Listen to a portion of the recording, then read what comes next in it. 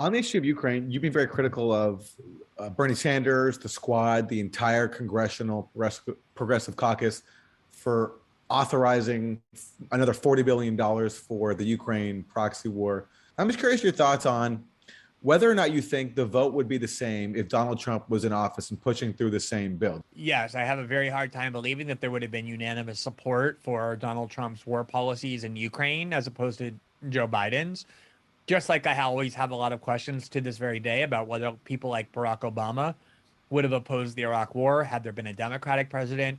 The only kind of caveat I would add to that is I do think a lot of this Democratic enthusiasm is the fact that for many years they have been nursing on hatred toward Putin in Moscow.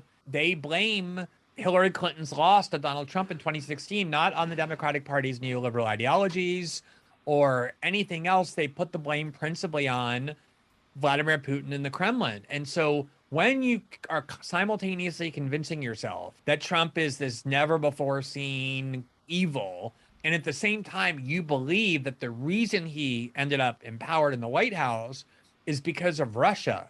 Russia then kind of became the cause of this supreme evil.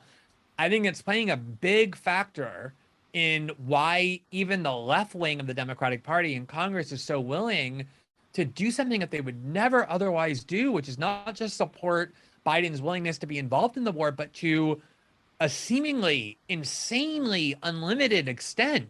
And, you know, one of the ways, Aaron, that I think you can prove what I'm saying is that if you look at how the left sees this war in other parts of the world, like Lula, for example, who, you know, basically came out and said, how can Joe Biden send $40 billion to Ukraine for weapons when his own people at home can't get baby formula?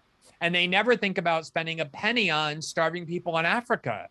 It's really only in the US and the UK where this is happening. And I think both countries have decided that Putin is to blame for all of their woes. And that's a big part of what is motivating this.